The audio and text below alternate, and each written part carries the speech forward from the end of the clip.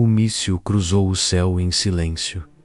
Nenhum radar avisou, nenhuma sirene tocou. E quando explodiu, já era tarde para qualquer acordo. No deserto, um clarão rasgou o ar. A poeira subiu como se tentasse esconder o que restava da base. Não foi um ataque oficial, não foi uma guerra declarada. Foi só o primeiro movimento. 8 de maio de 2018. Washington abandona o acordo nuclear com o Irã. Horas depois, foguetes sobem de Teherã. Sirenes soam em Tel Aviv. O equilíbrio desaparece. A diplomacia vira fumaça. Mas o que começou com discursos logo viraria sabotagem. O Irã acelerou seu programa secreto. Israel, que sempre jurou impedir isso, ativou seus fantasmas. Sabotagens cirúrgicas, explosões misteriosas, vírus de computador, assassinatos sem vestígios, drones com rotas impossíveis e ataques que ninguém nunca assumiu. Essa não é uma guerra com fronteiras, é um jogo de sombras, onde cada passo falso custa vidas e onde o silêncio muitas vezes é a única resposta. Hoje, você vai ver o que nunca foi mostrado.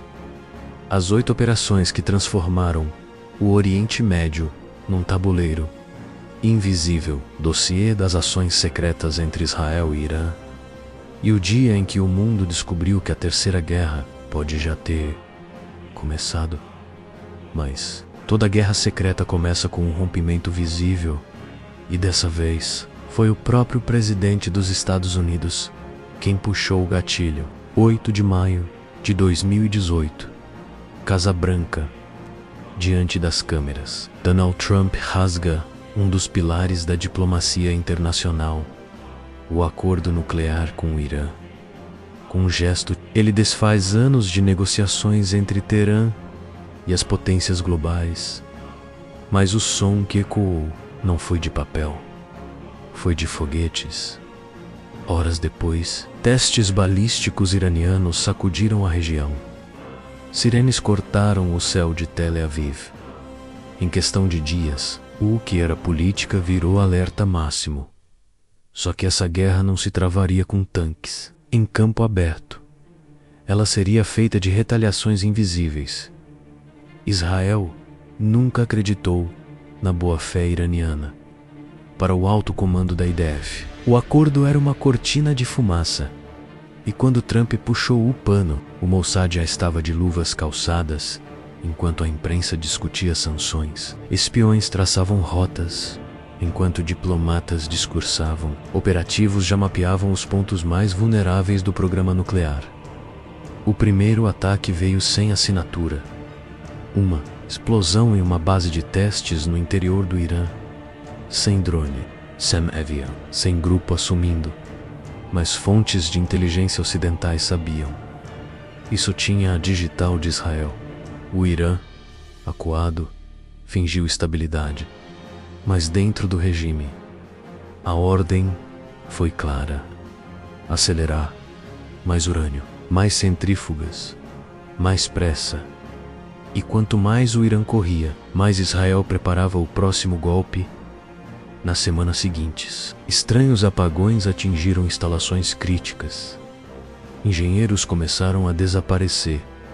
Uma fábrica de peças especiais pegou fogo. E um cientista nuclear sofreu um acidente de carro menos no único trecho da estrada sem câmeras. Nada disso foi oficialmente declarado como ataque. Mas dentro da inteligência israelense, um nome começou a circular. Operação Silêncio.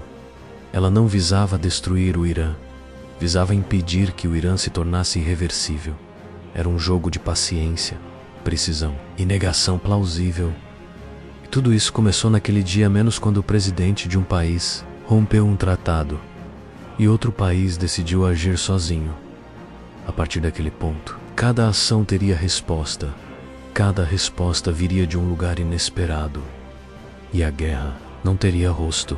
Mas se aquele primeiro ataque parecia um aviso, o que veio depois foi um recado definitivo. Porque não foi só uma explosão. Foi a destruição de um dos locais mais vigiados do Irã. E ninguém viu quem apertou o botão. Abril de 2021, no interior do Irã. Sol se pondo, céu limpo, nenhum avião no radar. E mesmo assim, a fábrica desapareceu. Era a usina de Natanz, coração do programa de enriquecimento de urânio. Blindada contra ataques aéreos, subterrânea, protegida por concreto armado. Mas não contra o que aconteceu naquela noite. A explosão veio de dentro, como se o concreto tivesse cuspido fogo. Engenheiros correram, sirenes falharam. Em minutos, parte da instalação virou entulho incandescente. Nenhum grupo reivindicou. Nenhum satélite captou o movimento de tropas. Mas a Sacinha sabia. O MI6 sabia. O Irã sabia. E mesmo sem admitir, Israel sabia que o mundo sabia. Nos bastidores, começaram a surgir rumores. Uma bomba plantada por um funcionário, um explosivo controlado por satélite, ou até um dispositivo levado para dentro em uma simples maleta.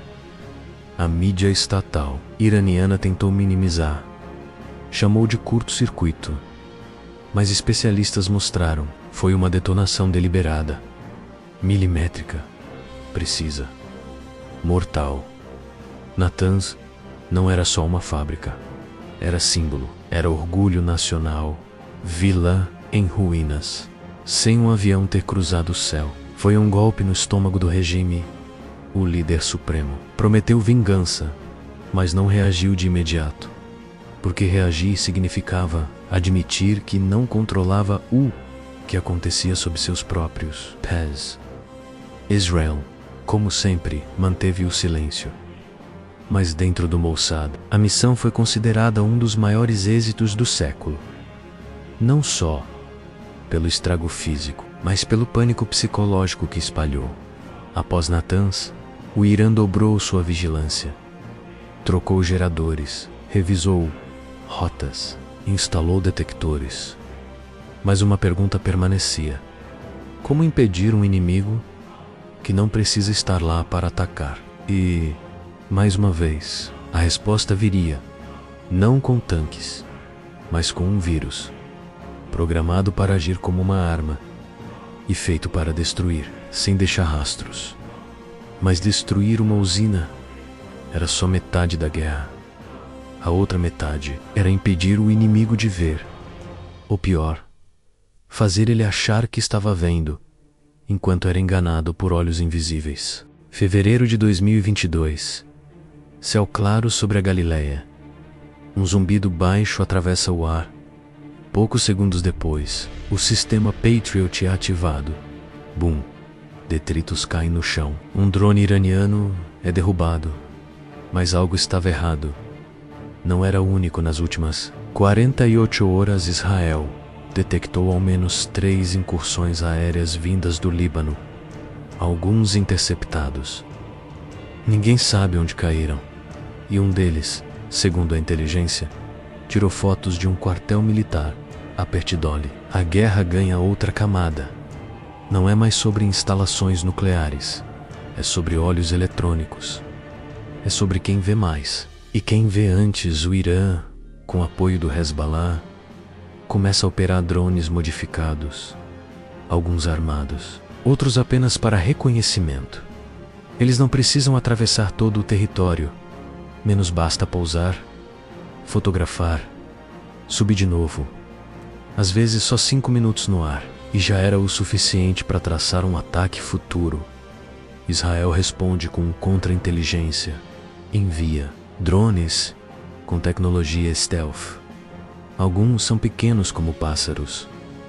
Outros, capazes de pairar por horas no céu, invisíveis aos radares. Em um desses voos, imagens de um silo subterrâneo são capturadas em pleno Irã. 3 dias depois, ele explode.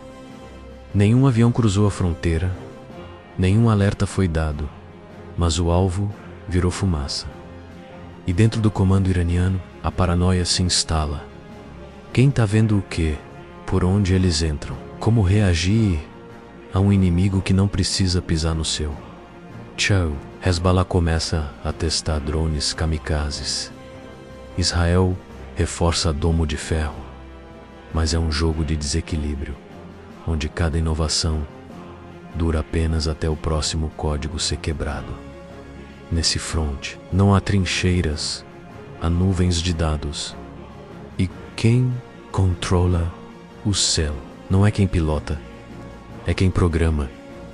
O Irã se gaba das incursões, publica vídeos. Israel não responde, mas no subsolo, seus analistas já sabem. O próximo ataque pode vir com um simples clique, ou com um drone que parece um pássaro, mas leva explosivos sob as asas. A guerra agora tem olhos por todos os lados, mas ninguém sabe qual deles está realmente vendo. Mas enquanto drones cruzavam fronteiras e satélites disputavam pixels, um novo campo de batalha já estava em chamas. E dessa vez, o inimigo não tinha rosto, asas, nem explosivos. Tinha C. Janeiro de 2022. O caos começa sem aviso. Em Tel Aviv, luzes piscam em hospitais. Em Haifa, trens freiam bruscamente.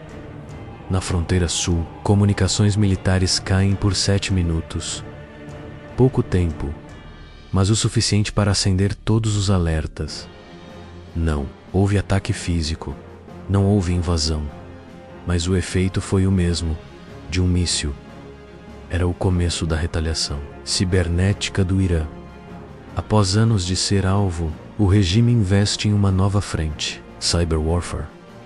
Centenas de especialistas treinados, milhões investidos em equipamentos e um objetivo: deixar Israel às cegas.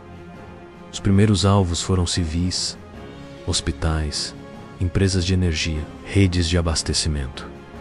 Depois vieram os testes militares. Simulações do exército foram interrompidas. Bases remotas perderam conexão com o comando central. E um exercício inteiro de resposta a ataques químicos foi cancelado por falha técnica. A Guerra Janal precisava de explosões. Bastava um erro de sistema, uma senha vazada, ou um e-mail clicado por engano. Em resposta, Israel ativou seu escudo invisível, o IUNET 8200, braço cibernético das Forças de Defesa. Entra em alerta total. Ataques reversos começam a ser lançados. Códigos israelenses penetram universidades, redes de telecomunicação, bancos iranianos. Mas diferente do Irã, Israel não anuncia, não reivindica, só observa. Quando os servidores caem em Teherã enquanto isso, a população iraniana enfrenta apagões repentinos, caixas eletrônicos fora do ar, transações congeladas, rumores de que até o sistema de abastecimento militar foi afetado. Ninguém vê tanques, ninguém ouve tiros, mas as cidades estão sendo cercadas de dentro. E para quem vive essa guerra, o pior é não saber de onde vem o golpe, ou se ele já não está acontecendo agora, no silêncio de uma linha de código.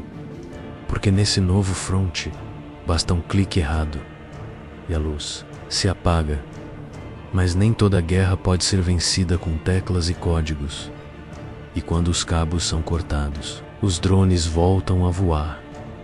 Porque às vezes a resposta vem mesmo, é pelo céu. E o que caiu na Síria não foi um programa, foi um helicóptero. Abril de 2023, fronteira sério-libanesa. O ruído grave das hélices ecoa sobre as montanhas. É uma operação israelense, cirúrgica, silenciosa. O objetivo: interceptar carregamentos de mísseis iranianos enviados ao Hezbollah. O helicóptero transporta uma equipe de elite. Eles conhecem aquele céu, aquela rota, mas não sabem que estão sendo observados. Do solo, um drone iraniano ajusta a mira. Kamikaze, guiado por sinal remoto, disfarçado, como reconhecimento, mas carregado de morte. Em segundos, o drone acelera, impacta direto no rotor do helicóptero. O som da explosão se mistura ao das hélices, perdendo o controle. Céu da Síria escurece. A carcaça da aeronave gira, incendeia e começa a cair. Tripulantes gritam. Um tenta saltar, outro tenta estabilizar, mas não há tempo. Só fogo. O impacto rasga uma clareira no deserto. Dos 6 soldados, apenas um sobrevive, ferido, em choque, resgatado horas depois, menos com os olhos abertos e a boca fechada. Israel não anuncia a operação não, menciona o ataque, mas quem monitora sabe. O silêncio é mais ameaçador do que a resposta. No dia seguinte, a base síria que lançou o drone é atingida por 3 explosões, novamente sem autoria. Mas os alvos são precisos demais para serem aleatórios. No subterrâneo da inteligência israelense, a leitura é clara. O Irã agora testa novas armas, fora do seu território, usando o Hezbollah como braço, a Síria como palco e o Líbano como escudo. É o teatro de guerra perfeito. Israel não pode atacar diretamente o Irã. O Irã não quer uma guerra direta com Israel.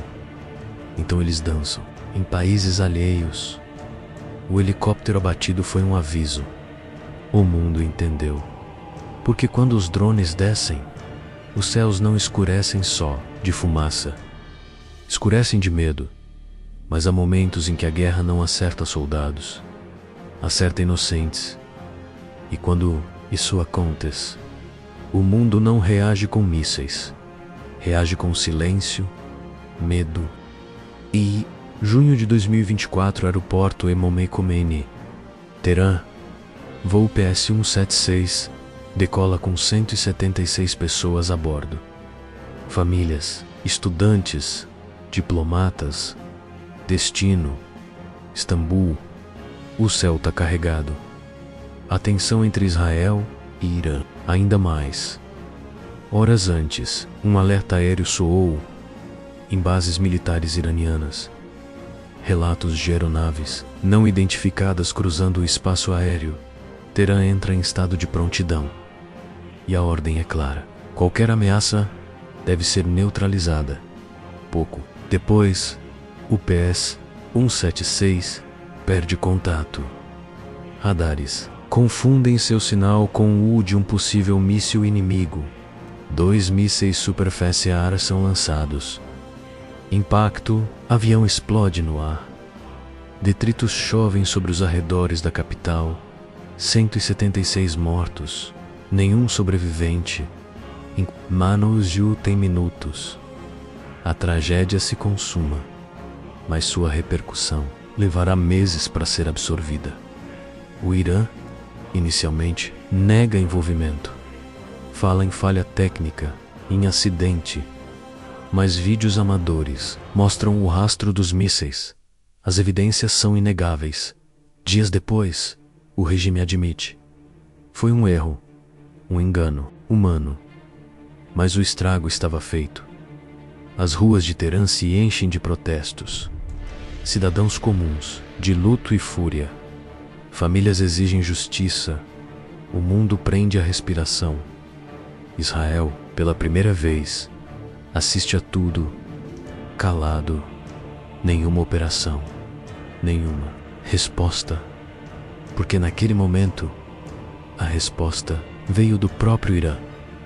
A Guerra das Sombras gerou seu fantasma mais cruel. Um avião civil destruído por paranoia, por falhas de comunicação, por medo. E talvez esse seja o ponto mais trágico. Não foi um ataque. Foi o reflexo de anos de tensão, desconfiança e guerras não declaradas. O voo PS-176 virou símbolo de como civis sempre acabam no centro de conflitos que eles não começaram, de como, numa guerra invisível, até os inocentes viram alvo. E se até agora a guerra se escondia atrás de códigos, drones e negações, em 2025 ela saiu de vez das sombras. Porque quando os mísseis começaram a cair em série, não havia mais espaço para silêncio. Junho de 2025, às 3h17 da manhã, o céu de Tel Aviv brilha, mas não com o nascer do sol. É alarme, é terror. Centenas de mísseis lançados em menos de 20 minutos, coordenados, sincronizados, letais, VM do Líbano, do Iêmen, do Iraque, todos apontando para o coração de Israel. A domo de ferro faz o que pode interceptar dezenas, mas não todos. Tel Aviv, Haifa, Rishon LeZion, explosões em série, civis correndo, prédios tremendo, abrigos lotados, sangue nas calçadas. É o maior ataque coordenado da história moderna contra Israel e o mais ousado do Irã em solo estrangeiro. A operação já tinha nome antes de ser executada. Promessa verdadeira. Resposta às sabotagens, aos assassinatos, à destruição de Natanz. Era, segundo o alto comando iraniano, uma devolução calculada da dor. Mas dor não se calcula. Crianças soterradas, ônibus atingido no meio de uma ponte, uma escola destruída, imagens que rodaram o mundo e reacenderam o medo do pior. Israel, até então operando nas sombras, se vê obrigado a responder, e rápido. Mas a resposta não é só militar, é existencial. Porque o país entende, se não cortar a cabeça da serpente agora, a próxima chuva de mísseis pode ser nuclear. Centros de comando são mobilizados, submarinos ativados, forças especiais posicionadas. Mas antes, o gabinete de guerra faz uma ligação, não para Teherã, para Washington, e o que acontece em seguida muda a balança da região inteira, até quando se pode esperar. Antes de responder com fogo, Israel sangrou, mas não caiu. E antes que Case apertou um botão que há anos esperava ser ativado. E do outro lado do oceano, a resposta veio com motores nucleares e asas de aço. 22 de junho de 2025. Meio-dia no Irã. Madrugada nos Estados Unidos. Mas no comando estratégico de Nevada, ninguém dorme. A ordem chegou poucas horas antes. Executar protocolo 37. Delta, B2. Bombardeiros. Decola informação. Silenciosos, indetectáveis. Com mísseis Tomahawk, ajustados para penetração subterrânea. Objetivo: neutralizar, de forma definitiva, menos 3 sítios nucleares: Natanz, Fordow, Isfahan. O recado não é só para o Irã, é para o mundo inteiro. A guerra cruzou o limite. Agora, jogamos também. A ofensiva dura 7 minutos. Os bombardeiros nem entram no espaço aéreo iraniano. Lançam os mísseis de fora. O impacto, no entanto, é interno. Devastador. Túneis desmoronam. Equipamentos enterrados a 80 metros são destruídos. Centenas de técnicos morrem. Civis nas cidades vizinhas sentem o chão tremer. A IAEA confirma. Danificadas de forma irreversível, as instalações não podem mais operar, nem em segredo. Nem me reparo, Teherã reage com fúria, mas o mundo assiste em silêncio, porque ninguém quer escalar mais do que isso. Israel, pela primeira vez, não age, apenas observa, porque o objetivo foi alcançado. O programa nuclear iraniano foi paralisado, mas o custo, incalculável. O Oriente Médio inteiro entra em estado de tensão máxima. Aliados se posicionam, tropas são mobilizadas. E pela primeira vez em décadas, analistas falam em risco de guerra total. O mundo respira fundo, mas ninguém solta o ar. Porque, mesmo com os mísseis já caídos, ninguém tem certeza de que o pior passou. Míssil cruzou o céu em silêncio. Foi assim que tudo começou, com uma explosão sem nome, e terminou com superpotências lançando bombas sobre reatores enterrados. Nenhuma guerra foi declarada, nenhum tratado rasgado publicamente, mas na prática, mais de 500 mortos, cidades atingidas, civis venerados, e a sensação de que a próxima faísca pode não ser contida. Essa foi a guerra sem guerra, onde drones matam, vírus apagam cidades e aviões civis viram alvos por engano.